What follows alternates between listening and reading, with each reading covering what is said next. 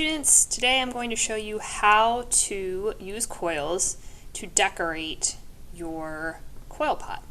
So to do that, first thing I'm going to do is take you over here to the damp boxes and open one of them up, and inside you will find there is a variety of coils for you to use that have already been extruded. It's just to save time. You'll find little tiny coils and then coils that are a little bit larger, and these can be found in pretty much every one of the damp boxes. So you'll open one up, take what you need, and go ahead and take it back to your seat. Once you've done that, I'm going to show you how to add them to your coil. Alright, we're now ready to get started on taking our coil pot that we've started making by hand rolling coils and then using the extruder, and we're going to add decorative coils to this coil pot. I'm going to be providing you this sheet. It is also an attachment on Schoology if you'd like to look at it, but you'll be getting a hard copy of this as well for your sketchbook. And this just kind of shows all the different types of decorative coils that you can use. Alright. Things you're going to need before you get started on this: you'll obviously need your coil pot. You will need a serrated rib to score your clay. You will need likely a potter's needle, a fettling knife, a modeling tool for blending, a brush for applying slip, and then of course some slip itself. Okay. You'll also need some coils for decorating. So I took some of the small little ones out. I also have some fatter ones in my box as well. So whatever size coil you want to use for the decorating process is fine.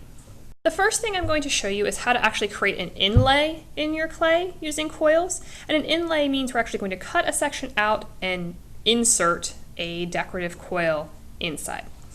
So in order to do this, I'm going to start by, you could create any type you want, but I'm going to make a spiral. I'm going to use these thinner coils, and this is a time when the water bottle might really come in handy, especially if the coils are anywhere stiff. We don't want them breaking, we want them to easily be able to bend. You see how that one just kind of broke off. And I'm just going to set that to the side here. Okay, so I'm going to go ahead and create a spiral.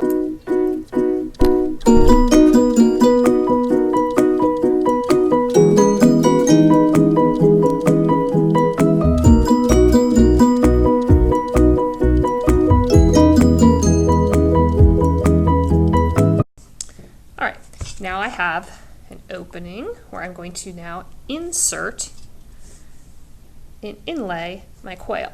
Okay? In order to do this step, we do need to scratch and slip inside this hole. It might be difficult to get this serrated rib in there, in which case I'm just going to use my potter's needle to scratch up the edges here instead of the serrated rib. Okay? I'm also going to do the same thing with the edges of my spiral. Excuse me, and then I'm going to take the slip and I'm going to coat all the areas that I scored. I'm going to go ahead and inlay that into that opening. Okay, it's going to take a little tiny bit of force, but now I can see it's like actually became part of my coil pot instead of just sitting on the outside. Okay, and then I'm going to take my modeling tool and I'm going to blend in all of my little edges. And that's the inlay process. You could do that with different types of decorative coils. It doesn't just have to be the spiral. That's just the example that I use. And now that looks like it's more of a part of my coil pot. And then I'd want to go onto the inside, smooth that out, and make sure that it's also joined on the inside of my pot as well. So that is the inlay process. I'm going to ask you, when you're doing this, to use at least 3 different decorating methods. What I mean by that is 3 different types of decorating coils. The next thing I'll show you is I will create a braid with my coils, and I'll actually add it to the top.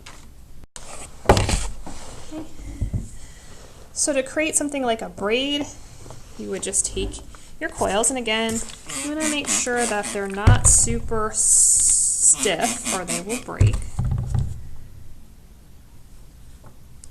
And in order to create a braid, it's very simple. You'll just need 3 strands.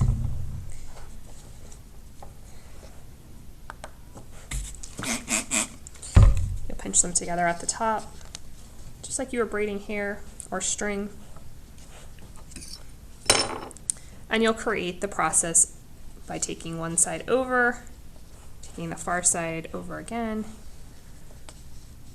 and do that until you've braided the entire coil.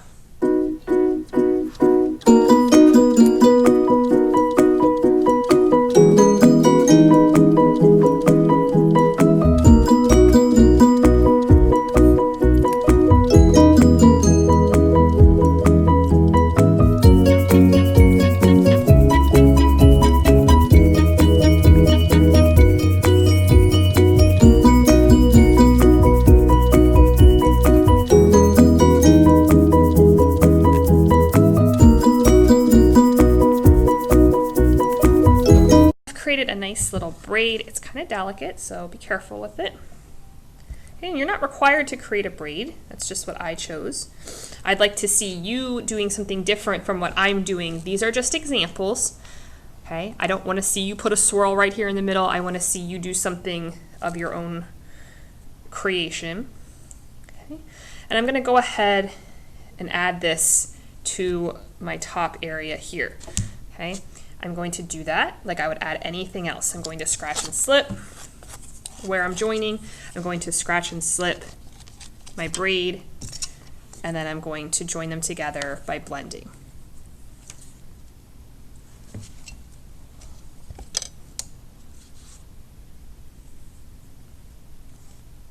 Okay, you can see I didn't quite make my braid long enough, and I may decide to go back in and make a little piece for that. Okay, it's not enough just to simply place it there. Okay, and I know it gets complicated when you start to add things that aren't completely flat, but you'll want to find some areas, I'm going to blend right there, where you have contact being made with your other coil, and you're going to want to blend in those areas. Even if it's just a small little portion, that will prevent it from popping off in the kiln when it gets fired. Right. Another interesting thing you can do is create like folds, simply by taking your coils and kind of making them go up and then down. Kind of show you that method. Okay. Like this would be considered a fold. You know, and you can add your coils. They don't always have to go flat and horizontally. You can add them vertically as well, and then build up other areas so that they join. So, you know, think about that. It doesn't always have to sit horizontally. Think about how you can create some interesting verticals also. And you might see on this sheet that not everything's necessarily a perfect coil.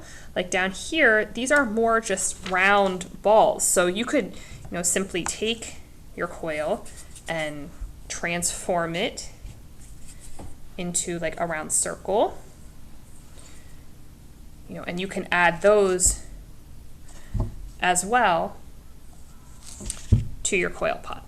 Okay, and I'm going to ask you, those of you who are here Monday, Wednesday, Friday, to create a Pinterest board showing the decorative coil types, just so you have some ideas of what you can do with decorating your coil pot.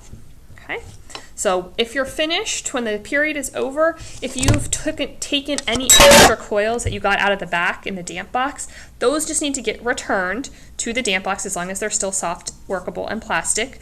Otherwise, at the end of the period, you clean up, and you'll have a class period to work on decorating your coil pot.